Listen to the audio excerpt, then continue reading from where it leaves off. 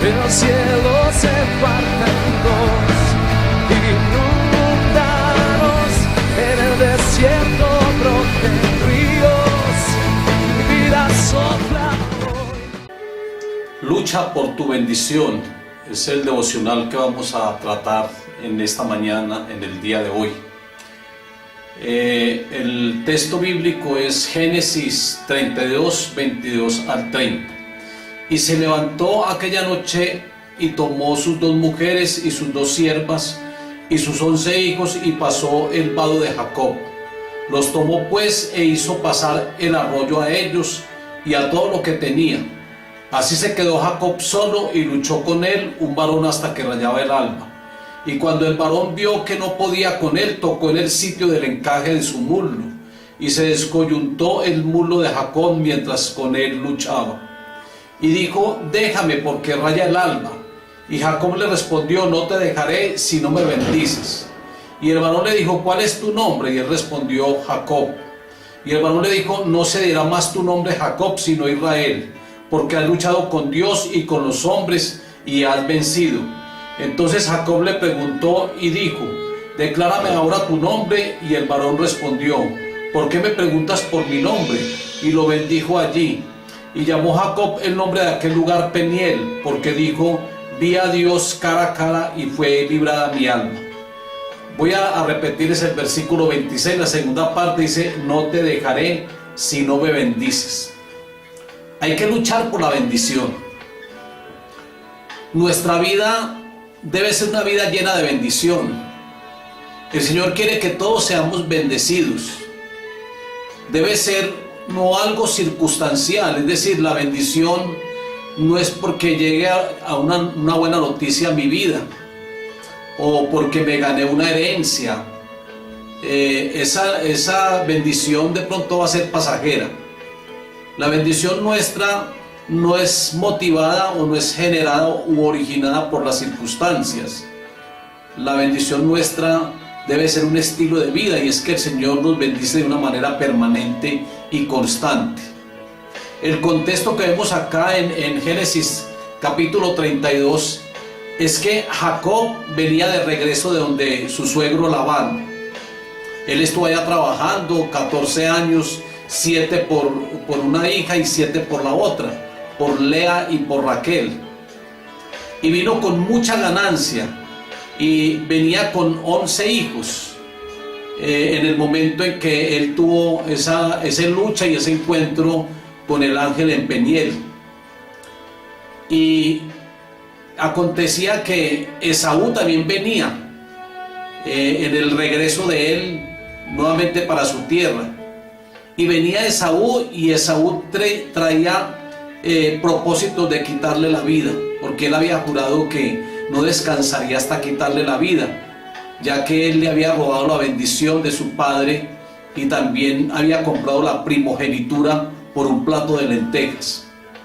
Entonces Esaú estaba lleno de ira y quería vengarse, y por eso Jacob tenía un gran temor.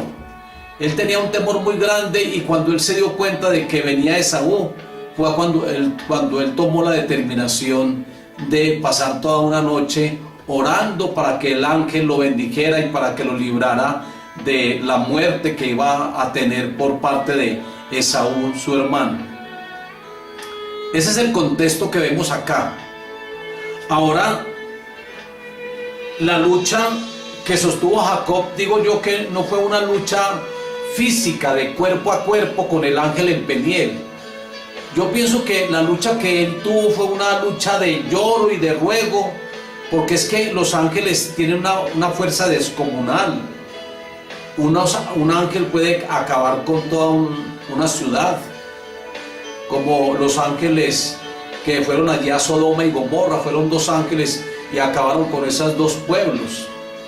Los ángeles tienen mucha fuerza, aunque de pronto sostuvo algo allí de alguna lucha cuerpo a cuerpo en cierta parte, pero más que todo dice Oseas capítulo 12 que fue una lucha de lloro y de ruego, y no dejaba ir al ángel hasta que no lo bendijera. Nosotros también debemos tener ese tipo de oración. una oración perseverante, una oración donde luchemos y no desmayemos. Jacob tenía un espíritu de lucha. Desde el vientre de la madre él luchaba por nacer primero. Y con Esaú, pero Esaú fue el primogénito. Sin embargo, Jacob dijo, yo la primogenitura me la gano, yo me la peleo. Y por eso él compró esa primogenitura. Esaú decía, vendámosla, porque Esaú no tenía aspiraciones, él no veía más allá de su nariz.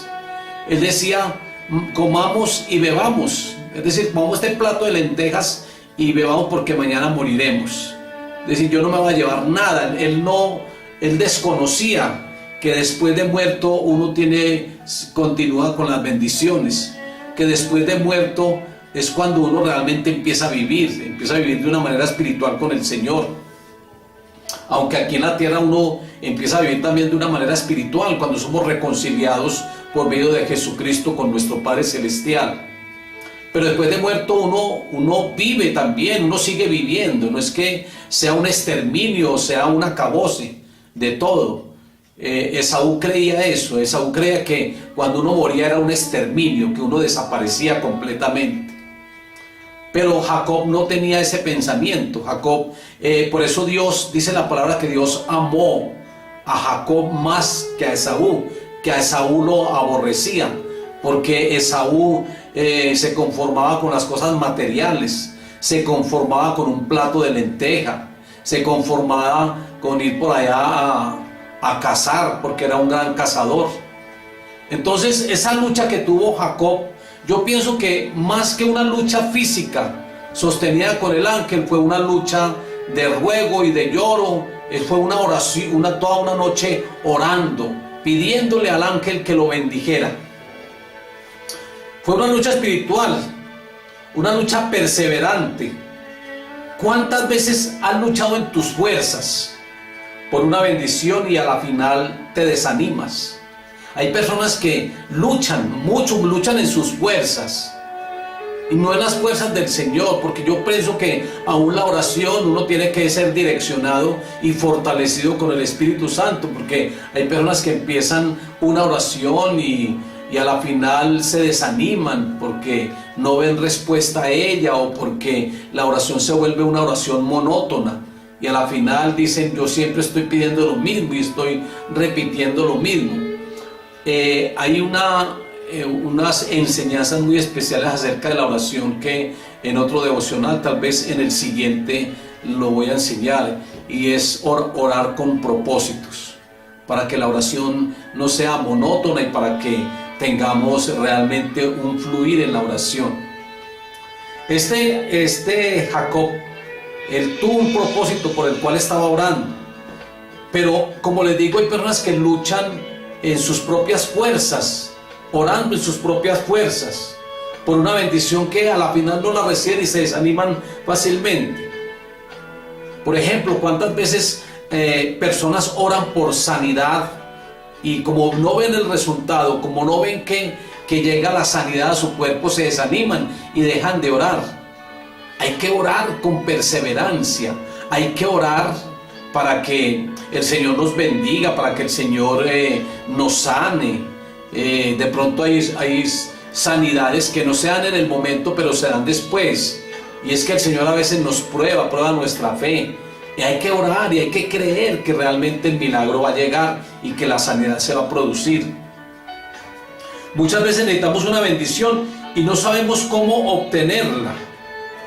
Pero en este devocional vamos a ver 5 principios para poder recibir una bendición, para poder ser bendecidos. Y vamos a mirar el primer principio para obtener la bendición. Aquí en el versículo 23 de Génesis 32, hizo pasar el arroyo a ellos y a todo lo que tenía. Así se quedó Jacob solo. El primer principio es que hay que estar a solas con Dios. Jacob en un momento de su vida estuvo a solas con el Señor. Dios quiere que nosotros estemos a solas con Él y que tengamos una oración a solas con Él. En su palabra en Mateo 6:6 dice, Dice Jesús: mas cuando tú ores, entra en tu aposento, y cerrada la puerta, ora a tu Padre que está en secreto, y tu Padre que escucha y te ve en secreto, te recompensará en público. Jesús manda de que debemos de tener un tiempo a solas con el Señor. Jesucristo dice que entremos en nuestro alcoba o en nuestro aposento y que cerremos la puerta, y que le oremos a nuestro Padre que está en secreto. Y nuestro Padre que está en secreto y que va a recibir esa oración, nos va a recompensar públicamente. Jacob lo que hizo fue que mandó pasar a toda la gente y quedó a solas. Ellos pasaron el arroyo y él quedó a solas por un momento en su vida. Estar a solas con el Señor es muy determinante porque se producen tantos cambios. Jacob obtuvo tantos cambios.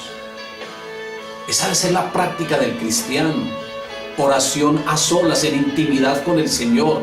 La ventaja de una oración a solas, en intimidad con el Señor, es que nosotros podemos derramar nuestro corazón. Públicamente no lo podemos hacer, pero a solas con el Señor, cerrada la puerta, podemos nosotros expresar todo: pecado, necesidades, problemas. Podemos derramar nuestro corazón delante de Dios, y Dios, que todo lo escucha en secreto, Él nos va a recompensar públicamente. Una oración que se hace en secreto, a solas con el Señor, es una oración que va dirigida solamente al Padre. Pero hay muchas personas que oran, y oran como para que la gente los escuche, para ser escuchados por los demás, como lo hacían los fariseos, que cuando ayunaban ellos no se bañaban para que la gente supiera que ellos estaban ayunando, y cuando oraban se paraban en las esquinas y empezaban a orar duro para que la gente dijera: estos sí son muy espirituales. O cuando daban un diezmo o una ofrenda, tocaban trompeta para que la gente los aplaudiera. ¿Y sabe qué les dice el Señor Jesucristo? Ya tienen la recompensa. Y es una recompensa de hombres, porque iban a recibir aplauso de hombres, iban a ser admirados por el hombre. Ya tienen su recompensa. Pero nosotros necesitamos una recompensa de Dios, una recompensa del Padre. Y Jesucristo dice que si cerramos la puerta y oramos en lo secreto a nuestro Padre, Él nos recompensará en público. Él es el que nos da la recompensa. Cuando se ora en secreto, nuestro Padre está presto en escucharnos y en respondernos. Él está al tanto, Él está pendiente de lo que nosotros estamos hablando. Esto hace que la oración sea muy interesante. Esto hace que la oración no sea un monólogo. No es yo solo orando, no, yo tengo la convicción de que el Padre está ahí escuchándome. Y esto hace una oración muy motivadora. Y Él está presto a escucharnos y a respondernos cuando nosotros lo hacemos con todo el corazón y con mucha sinceridad. Él está en lo secreto, donde nadie más te va a ver, donde nadie más te va a escuchar. El estímulo de la oración en lo secreto, primero, es que el Señor te ve. Lo segundo es que el Señor te escucha. Lo tercero es que el Señor te va a recompensar públicamente. Ese es el estímulo. Eso es lo que lo lleva a uno a una buena motivación para estar en secreto con el Señor, orando y pidiéndole. Y Él te va a dar el premio. Él te va a dar la respuesta, te va a dar el premio. Esa es el cuarto beneficio a este estímulo de la oración en lo secreto.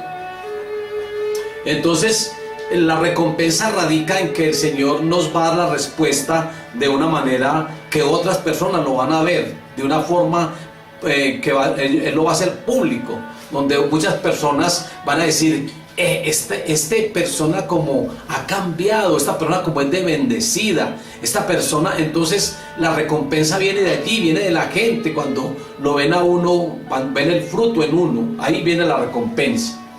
Ahora Jesucristo en el mismo Evangelio de Mateo capítulo 18 y 19, Él también habla acerca de una oración en conjunto. No es que haya siempre una oración individual y en secreto, no, también hay oraciones en público, unánimes. Aquí dice él: otra vez os digo, que si dos de vosotros se pusieren de acuerdo en la tierra acerca de cualquier cosa que pidieren al Padre, les será hecho. Y les será hecho por mi Padre que está en los cielos. Mire, él está hablando de que cuando dos personas se ponen de acuerdo, dos o tres más personas se ponen de acuerdo acá en la tierra por alguna cosa que pidieren, nos será hecho por nuestro Padre que está en los cielos. La oración unánime o la oración en conjunto o una oración congregacional o una oración en un ayuno, cuando estamos en medio de hermanos, esa también es muy importante porque es una oración con propósito y es una oración que el Señor también es muy efectiva, porque el Señor dice que cuando nos ponemos de acuerdo dos, tres o más personas, que Él nos va a bendecir también, que esta oración también es muy efectiva. Y es una oración que debe ser unánime, debe ser en el espíritu. Todos deben de ponerse de acuerdo acerca de esa petición que van a pedir. Y todos deben de estar apoyando la oración. Dios escucha siempre la oración de su pueblo. Como les decía ahora, el orar a solas es muy determinante. Jacob, por ejemplo, el carácter de él era un carácter engañador. Pero el Señor le cambia el nombre y le cambia el carácter. Y el que era Jacob quiere decir engañador o usurpador. El Señor le cambia todo eso, le cambia la actitud, le cambia el carácter. Esa actitud engañadora, suplantadora. Este mismo Esaú dice: con razón te dicen Jacob, porque eres un engañador, un tramposo, un usurpador. Ya me usurpaste la primogenitura, ahora me usurpaste la bendición a través de los engaños. Con razón te dicen así, dijo Esaú. Pero en este encuentro a solas con el Señor, que es tan determinante, el Señor le cambia el carácter, le cambia hasta el nombre. Muchas veces el nombre influye mucho en el carácter, y el Señor le cambia el nombre de Jacob por Israel, y le cambia ese carácter. Ya este Jacob era una persona diferente, ya no era el tramposo de antes, ya el Señor lo cambia totalmente. Cuando estamos a solas y en la presencia de Dios, recibimos la bendición y debemos de reflejar espiritualidad y cambio de carácter. Si tu actitud no ha cambiado, es porque a lo mejor te falta ir a estar a solas con el Señor. Te falta ir y postrarse delante de Él en el secreto, en la intimidad. Allí tú a solas con el Señor, para que Él cambie algunas actitudes que hay en tu vida. Eso es muy fundamental, es determinante que tú lo hagas. Es que hay personas que todavía tienen las mismas actitudes de antes. Hay personas que no se les ve el cambio o el fruto. Son las mismas personas iguales. Hay que ir allí al secreto con el Señor. Hay que pasar tiempo a solas con Él. El Señor, cuando te apartes a solas con Él, el Señor va a hacerse sentir. Este Jacob vio al ángel allí, cara a cara. Pero ¿sabe algo bien especial? Que Moisés también pasó a solas con el Señor 40 días y 40 noches en el monte Sinaí. Y él también tuvo un cambio radical.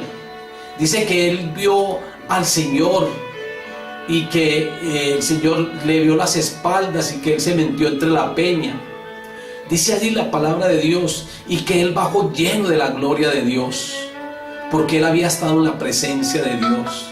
Hay que estar a solas con el Señor para que tengamos esos cambios radicales en nuestra vida. Este Saulo, que era un perseguidor de la iglesia cristiana, Saulo también tuvo un encuentro personal cara a cara con Jesucristo. Jesucristo se le apareció y se le presentó, porque Saulo no sabía qué era y decía: ¿quién eres, Señor? Y Jesucristo se le presenta: yo soy Jesús a quien tú persigues. Y ahí este Saulo tuvo un cambio, y primeramente tuvo un cambio de nombre de Saulo por Pablo. Y también hubo un cambio de carácter, un cambio de personalidad, un cambio de temperamento en la vida de Saulo. Los psicólogos muchas veces tratan de cambiar actitudes en una persona, pero eso no es suficiente. Lo que necesitamos es tener un encuentro a solas con el Señor para que hayan cambios verdaderos, para que haya un cambio total y hayan unas actitudes nuevas, renovadas en cada una de las personas. Ya no con ese temperamento que se tiene o que tienen algunas personas. Hay jóvenes y hay personas adultas también que tienen un temperamento tan fuerte, tan colérico. Eso es carnalidad. Recuerden que dentro de las obras de la carne están las iras, las contiendas, las griterías, las enemistades. Esos son obras de la carne y eso tiene que ver con el temperamento de la persona. Pero cuando tenemos un encuentro cara a cara con el Señor, en el aposento, en el secreto con Él, esas actitudes tienen que cambiar.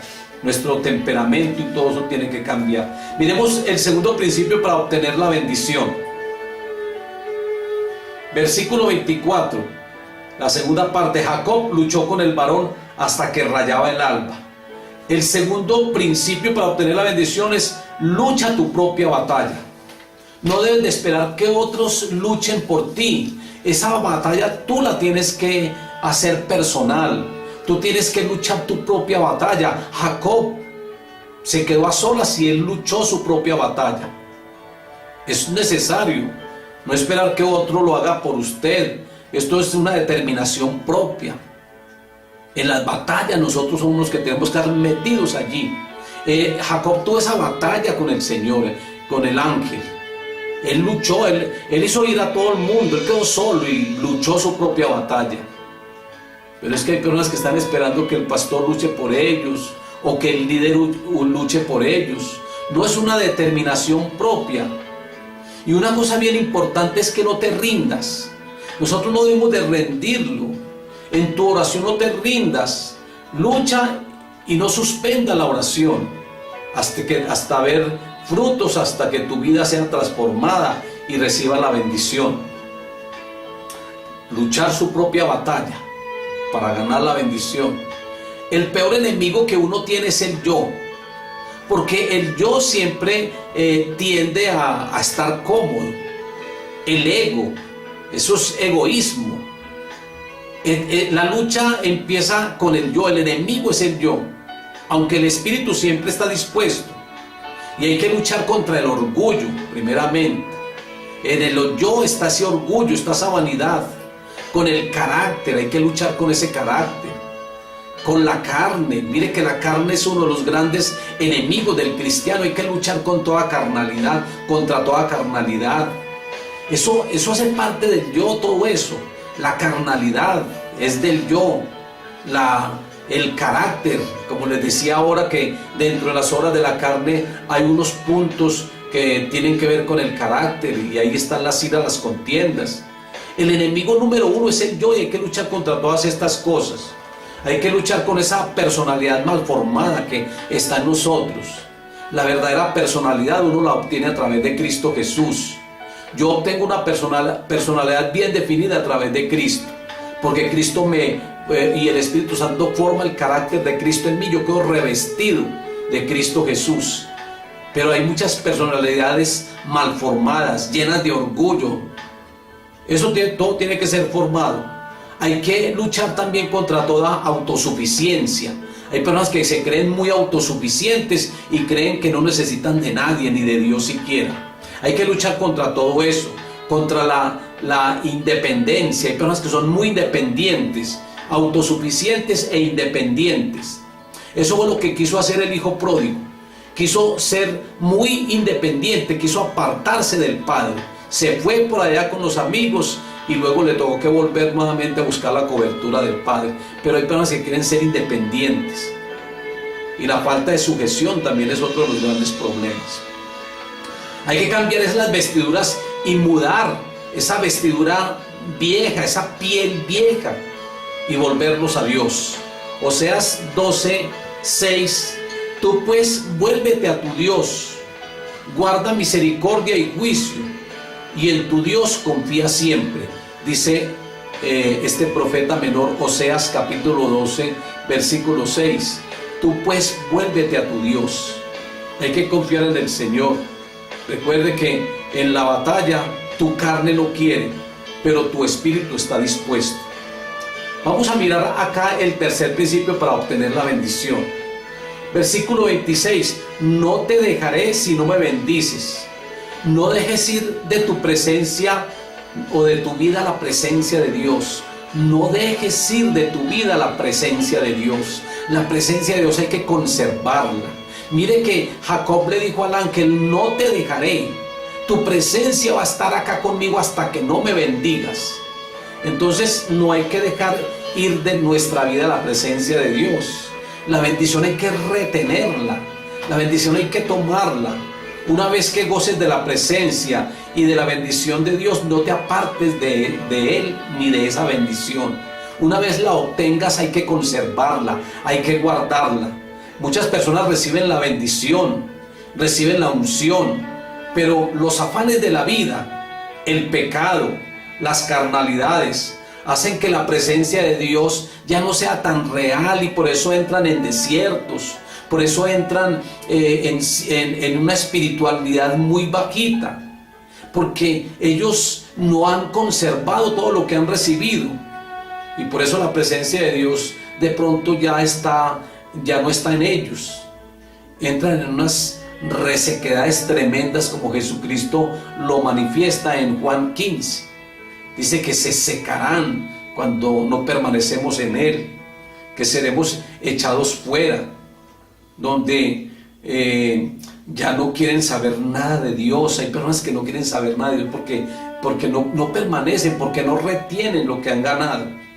Allí es donde pierden toda bendición y vuelven a estar en las mismas condiciones de antes, o tal vez en momentos peores.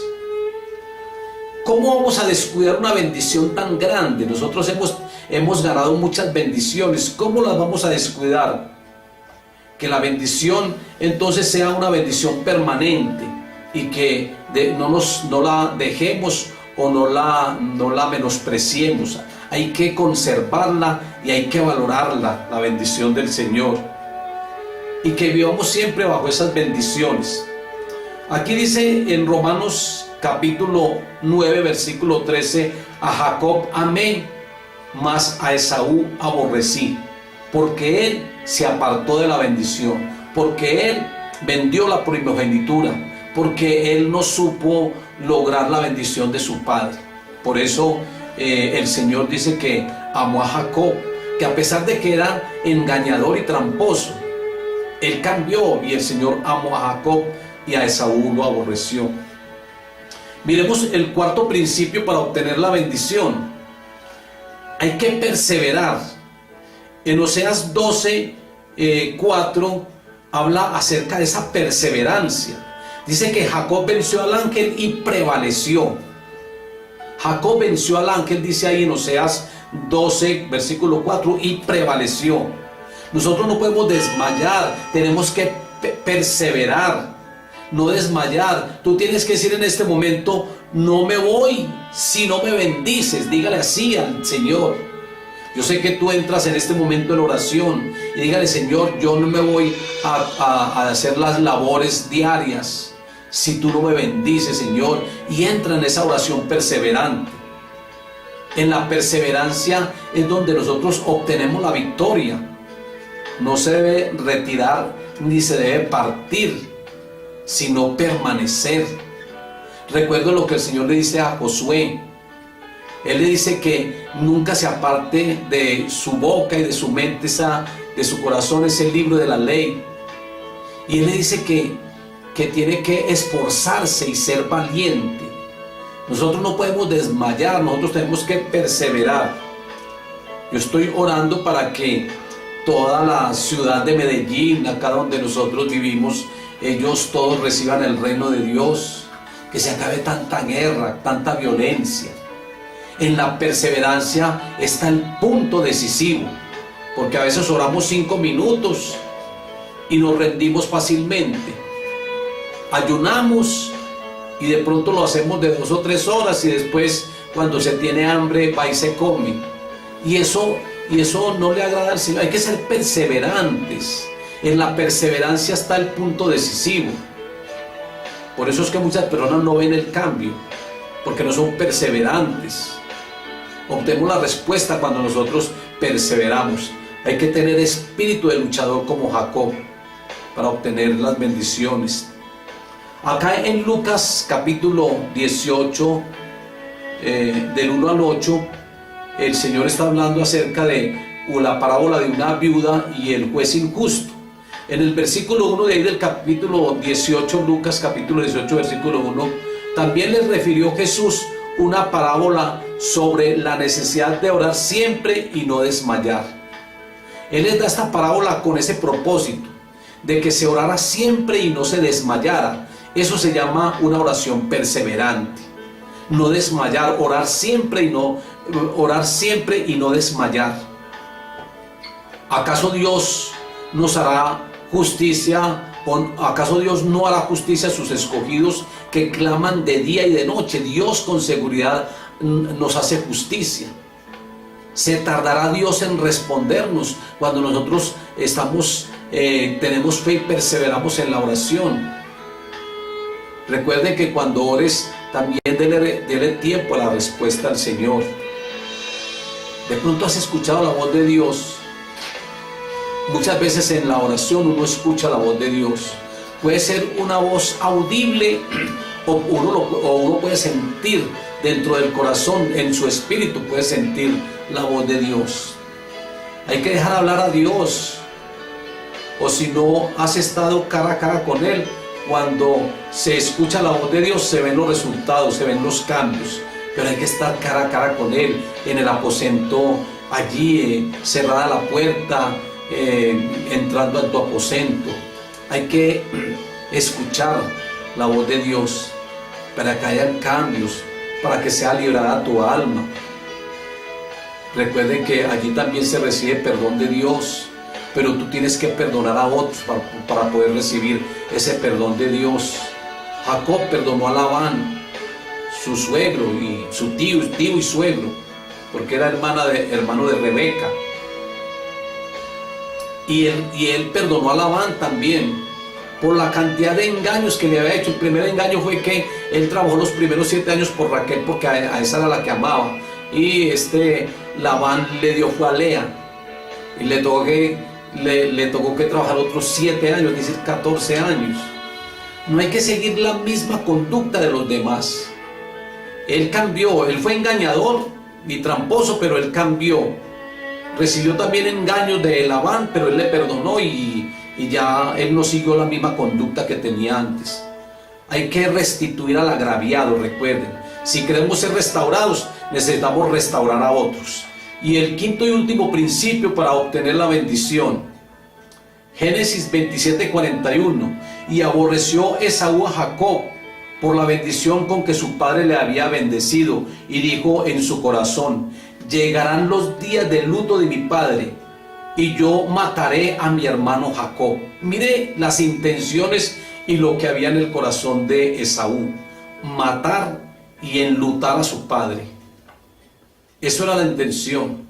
¿Sabe? El quinto principio es que la bendición trae persecución. Antes de una bendición siempre hay persecuciones, siempre hay oposiciones. Ese es el precio de la bendición.